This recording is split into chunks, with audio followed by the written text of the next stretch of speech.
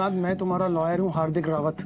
मुझे तुम्हारी बेल करवाने का काम मिला है, तो आप प्लीज बेल के पेपर पर साइन कर दीजिए ताकि मैं जल्द से जल्द प्रोसेस शुरू कर सकूं। आपको मेरी माँ ने भेजा? जी नहीं, पर क्या फर्क पड़ता है, आप प्लीज साइन कर दीजिए।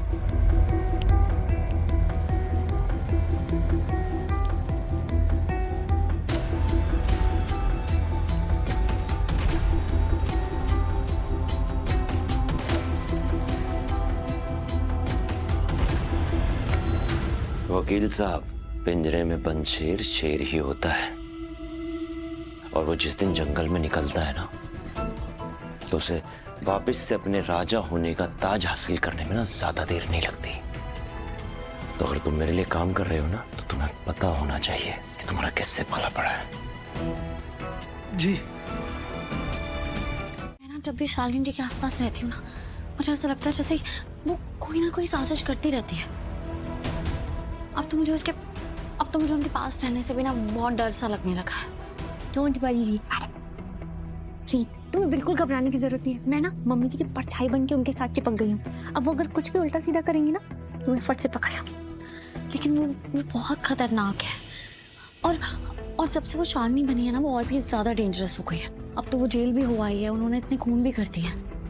वो वैसी नहीं है जैसी आप उन्हें समझ रही है, जैसी आप उन्हें मानती थी कि वो पहले आपकी सास थी, लेकिन अब वो वैसी नहीं है। देखो दिव्या भाभी, आपको ना हर वक्त एकदम अलर्ट रहना होगा। जब भी आप उनके सामने रहते हो, आपके कान और आपकी आंखें एकदम खुली रहनी चाहिए, और आपको बिल्कुल भी उनकी बातों में नहीं आना है, उनकी चालाकियों में नहीं फंसना है। ओके?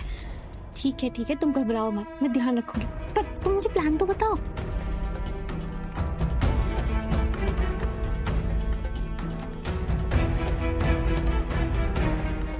नहीं रीत, हम ये नहीं कर सकते।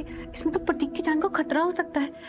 देखो, मैं मानती हूँ एक टाइम था जब मुझे लगता था कि प्रतीक मेरे सही हस्बैंड नहीं है। जब से मैंने उन्हें फिर से पाया है, तब से मुझे रियलाइज हुआ है कि मैं उनसे कितना प्यार करती हूँ, उनकी क्या कीमत है मेरी लाइफ में। और अब जब हम इतने करीब हैं, तो सवाल ही नहीं उठता किसी भी ऐसे प्लान में साथ देने का जिसमें प्रतीक की जान को खतरा हो सकता है।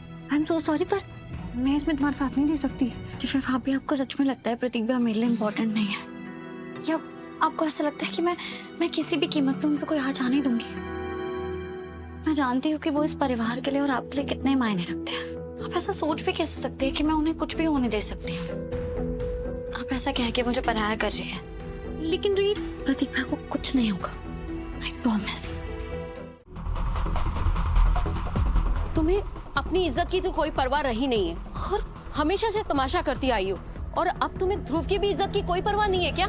जी आप क्या कह रही है? मैं बस ध्रुव की तबीयत की वजह से परेशान हूँ, इसलिए उससे मिलने आई हूँ। सच में? और जो पड़ोसियों ने तुम्हें यहाँ आते हुए देखा, उसका क्या?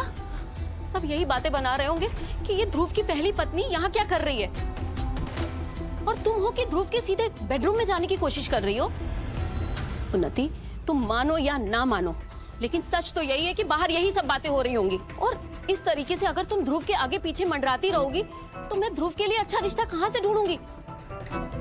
सारे अच्छे रिश्ते हाथ से निकल जाएंगे। अगर आपको इतनी ही प्रॉब्लम थी मुझसे, तब आप क्यों चुप रहे? जब ध्रुव मुझे अपने रेस्टोरेंट में पार्टनर बना रहा था, तब क्यों नहीं कुछ बोला आपने? देखो उन्नति, बिजनेस बिजनेस है और घर घर दोनों अलग है, और इन बातों को जितनी जल्दी तुम समझ जाओ उतना बेहतर है। समझ में आया? और इससे ज्यादा अगर मैं कुछ बोलूंगी ना, तो घर आए मेहमान की ना इंसल्ट हो जाएगी। इसलिए प्लीज मुझे और मजबूर मत करो कि तुम अभी के अभी यहाँ से निकल जाओ। मुझे समझ में ही नहीं आ रहा, आप इस मुलाकात को इतने बड़ा इशू क्यों बना रहे हैं? ध्रुव हमेशा मेरे बुरे वक्त में मेरे साथ खड़ा रहा है, और मैं भी आज वही करने आई हूँ जब उसे किसी की जरूरत है आज। तो प्लीज, मेरे पास और कोई वजह नहीं है यहाँ पे आने की। मुझे ध्रुव के पास जाने दीजिए। I am very sorry. नहीं उन्नति,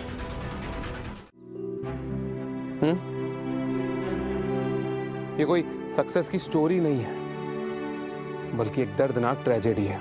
क्या? Of course. अरे आई मीन, इतने सालों से कहाँ थे मिस्टर राघव सूर्यवंशी? तुम्हें जो मुकाम मिलना चाहिए ना, वो तुम्हें नहीं मिला। You deserve much much more than this.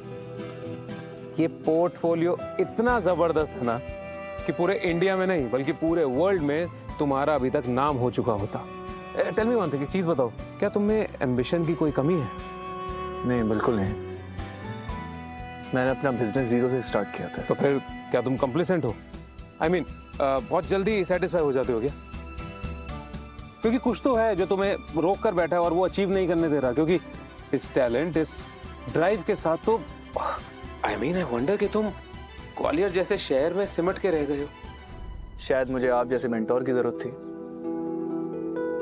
बचपन से जो किया मैंने अपने दम पे किया। माँ बाप बचपन में ही चले गए थे, उसके बाद किसी ने मुझे बताया ही नहीं कि मैं इससे भी ज्यादा कर सकता हूँ। पूरी दुनिया पड़ी है जीतने के लिए। Done deal. Mister Raghav Suryavanshi, मैं बनूंगा तुम्हारा मेंटोर और मैं तुम्हें उन ऊंचाइयों तक लेकर जाऊंगा जो कभी तुमने सोचा भी नहीं होगा। और हाँ, इसके लिए मुझे कोई क्रेडिट, किसी भी तरीके का क्रेडिट नहीं चाहिए। तुम्हारा टैलेंट और तुम्हारी इंटेलिजेंस यूज करूंगा, जो ऑलरेडी तुम्हारे पास पहले से है।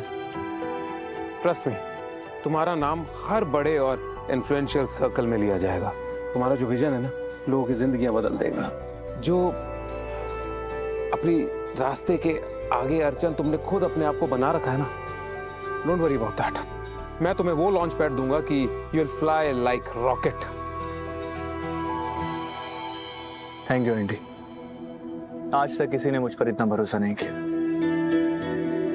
मैं तो ये सोच रहा हूँ जब मैं अपनी वाइफ को ये सब बताऊंगा तो उसका रिएक्शन क्या होगा।